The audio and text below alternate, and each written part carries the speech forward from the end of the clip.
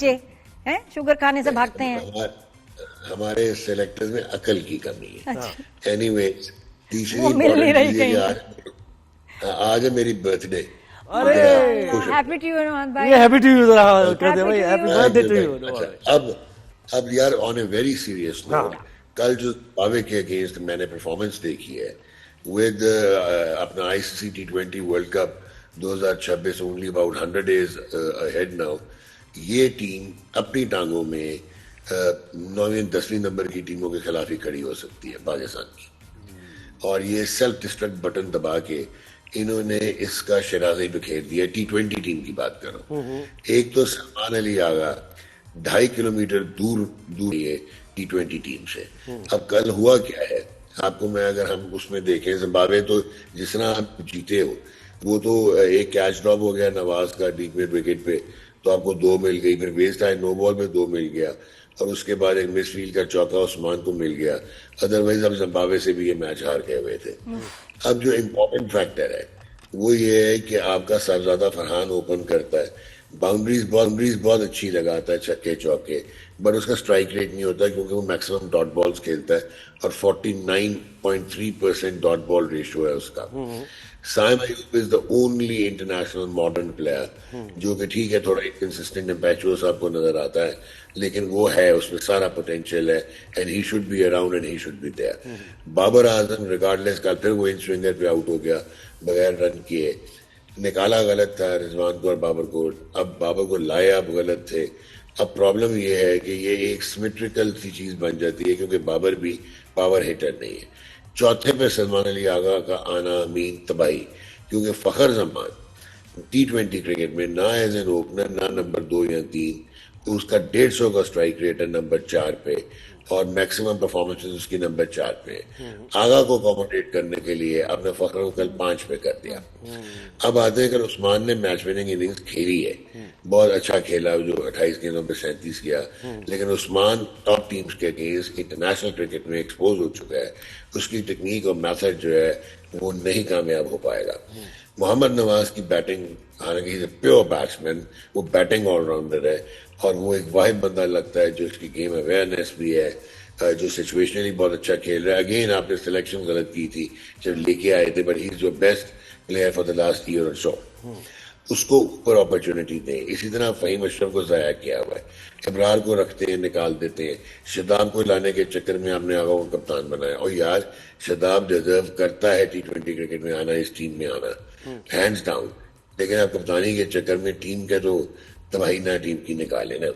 इसमें शहीन शाह अफरीदी आराम से कप्तान T20 का बनता था, सलमान अली आगा को आप बेशक वनडे का कप्तान बना देते। तो ये आपकी जो फ्रेमवर्क है, ये लड़के इनकी वो क्वालिटी नहीं है। अब कल हुआ क्या है कि शुरू में पिच बहुत अच्छा खेली, जब उसमें शीन था तो इवन जिम्बाब्वे ने 72 कर दिया था 8 ओवर्स में। बिल्कुल। उसके बाद क्योंकि वो लोअर रैंक टीम है, उनका स्लाइटली कलैप्स हुआ और वो 125 पे 7 थे, वो तो सिकंदर रजा एक वो है वो इनको आगे ले गया।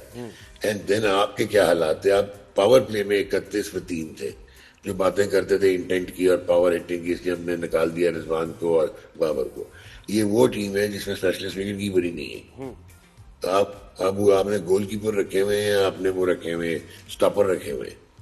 तो यानी ये है कि उस्मान खान, तो फिर उस्मान खान की तो जगह ही नहीं बन रही ना। साहबजादा फरहान भी कीपिंग करता है वैसे तो, अगर रिजवान नहीं भी खेलता तो साहबजादा फरहान।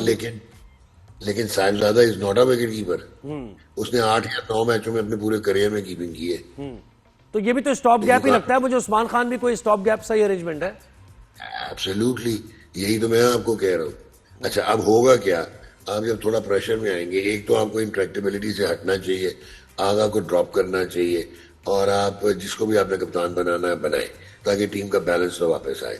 बट अब होगा क्या, जब आपके थोड़े से और दिन गुजरेंगे, अब थोड़े और प्रेशर में आएंगे। ये आप सोच लें कि कल 12वें नंबर की टीम के साथ आपका ये हाल था, श्रीलंका भी आपसे नीचे है रैंकिंग में, और आप स्टैट्स देख के और कह देते हैं हम जीत गए।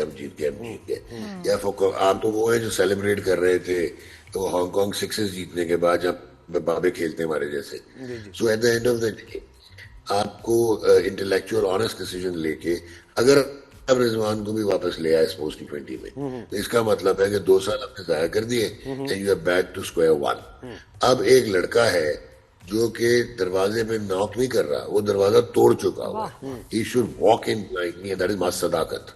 बॉलिंग भी करता है और बहुत टॉप ऑर्डर बैट्समैन है। सो आपको अब ये रिस्क लेना पड़ेगा, क्योंकि आपके ऊपर की जो एक सिमेट्रिकल ठक्का लगाने वाले पावर प्ले में 30-35 रन से ज्यादा करने वाले जो प्लेयर्स हैं, you have to change their order. तो इसका मतलब है कि साहबजादा फरहान भी आउट, उस्मान भी आउट हो गए, सलमान अली आगा भी आउट हो गए, ये 3 आउट हो गए। नहीं, साहबजादा को हिटें बहुत अच्छी मारता है, रोटेशन और स्ट्राइक पे जाए और रन चलाता रहे। वो क्या करता है, वो 2 छक्के मार देगा और फिर 18 गेंदें डॉट खेल लेगा। सो अगर आपने बाबर को नंबर 3 पे रखना है, देन यू कांट अफोर्ड जिस तरह से। लेकिन नुमान भाई, फिर वो मां सदाकत आप कह रहे हैं ना, अगर वो ओपनर आ जाता है साइम के साथ, तो फिर कहां जाएगा साइम के साथ? फिर आपको इम्पीटस मिल जाता है और फिर आप बाबर पे चांस ले सकते हैं। बट अंदर देखिए, बात सुने, मैं हैरान होता हूँ कि यार मैं अपनी एज रिवील नहीं करना चाह रहा था। मैंने पाकिस्तान के सारे ग्रेड्स को ग्राउंड में खेलते देखा है, चाहे वो जहीर अब्बास थे, मुश्ताक मोहम्मद थे, आसिफ इकबाल थे, Majid Wasim Raja, Javed Miandad and so on, Inzi तक। हर बड़े बैट्समैन को इंजमाम और यूसुफ दोनों इन स्विंग पे वल्नरेबल होते थे, और अगर पेस कम होती थी और गेंद अंदर आता था, इंजमाम तो कैंडिडेट था फॉर एलपीडब्ल्यू, आगे प्लांट हो जाता था। यार वो इतने वल्नरेबल नहीं थे कि ऐसे लगे कि अब तुर बन गए किसी की, थोड़ा सा गेंद अंदर हुआ नहीं और आप बुक गए। So Babar has to come out of this. जी जी, ठीक है, वनडे में 100 हो गया, but he has to come out of this अगर T20 खेलना तो। नुमान भाई, मुझे भी एक सवाल बताया है, अभी मैं भी सोच ही रही थी, लेकिन ये कि अभी जबरदस्त बताया है कि ये डायरेक्टर पूछना चाह रहे हैं कि आपके इसके बारे में क्या, क्योंकि पता है लोगों को कि मैं इतने जबरदस्त पक्के स्पोर्ट्स के नहीं, आप बहुत आगे, ऐसा नहीं है। लेकिन फिर भी चले, मैं क्रेडिट थोड़ा सा ले लेती हूँ उसको, कि सवाल सही तरह से पूछा कि जो ये श्रीलंका का जब ये वापस जाने का डिस्कशन चल रही थी सारा, और वो उसमें जो कैप्टन उनकी टीम के थे, उनके वो ज्यादा ईगर थे कि वापस जाया जाए, और अब जब वापस वो गए हैं तो उनको टीम से निकाल भी दिया गया है। ये सुनने में आया है, इसमें कहाँ तक कितनी सच्चाई है? नहीं, मैं आपको ये बताता हूँ कि एक तो वो बहुत ही अच्छा हैंडल किया था पाकिस्तान क्रिकेट बोर्ड ने भी, मोहसिन नकवी ने भी, और फिर ऑब्वियसली आप ये सोचो इसकी कॉनोटेशंस क्या होती अगर टीम वापस चली जाती। 2009 में जब टेररिस्ट अटैक हुआ था श्रीलंका पे, देखे श्रीलंका का आप ये देखो कि जब टेररिस्ट अटैक हुआ तो श्रीलंका की टीम थी इधर, और जब आपने फुल ब्लोन सीरीज खेली दोबारा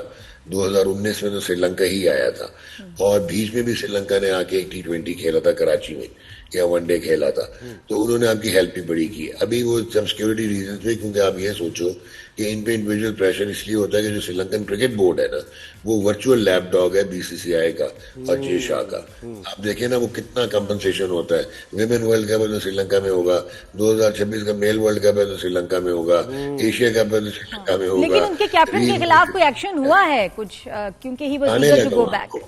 ये आपको बताने लगा, तो वो क्रिकेट बोर्ड तो उनको बुलाना चाह रहा था, बट ये फिर हम लोगों ने गवर्नमेंट लेवल पे श्रीलंका के जो है वो बात की। रीजनल आप बहुत अच्छे हैं, आजकल स्ट्रॉन्ग प्लेयर है। इवन आपके field marshal Syed Asim Munir, he also talk to the defence minister of Sri Lanka. तो उसके बाद आपने रिटेन किया उनको, प्रेसिडेंशियल सिक्योरिटी देके। तो वो जो आप बात कर रहे हो वो था कि अगर प्लेयर तब वापस चले जाते या कोई चले जाता तो उसमें इंक्वायरी होनी थी।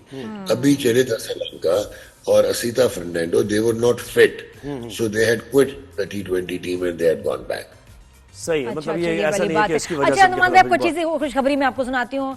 स्नूकर का वर्ल्ड कप हो रहा है इन मस्कत, और माशाल्लाह हमारे जो चैंपियन हैं अजद इकबाल जीत गए हैं, और किसको हराया है? भारत को 4-0 से माशाल्लाह। और अब ये क्वार्टर फाइनल्स की बात है। क्या बात है? बहुत कमाल परफॉर्मेंस, भारत की एक बार फिर हार 4-0, और वो चले गए उनके पंकज। स्नूकर में तो खास ही टैलेंट है, क्योंकि हमारे पास फैसिलिटी तो कोई है नहीं। पंकज अडवाणी जो है बहुत बुरी तरह हार के गए हैं वापस पाकिस्तानी से, बहुत बुरी तरह हारे हैं। लेकिन ये कि अजद इकबाल को मैं चाहूंगी आप भी मुबारकबाद दें, और हमारी तरफ से भी वेल डन, जबरदस्त। स्नूकर में हम इस वक्त बहुत अच्छा खेल रहे हैं।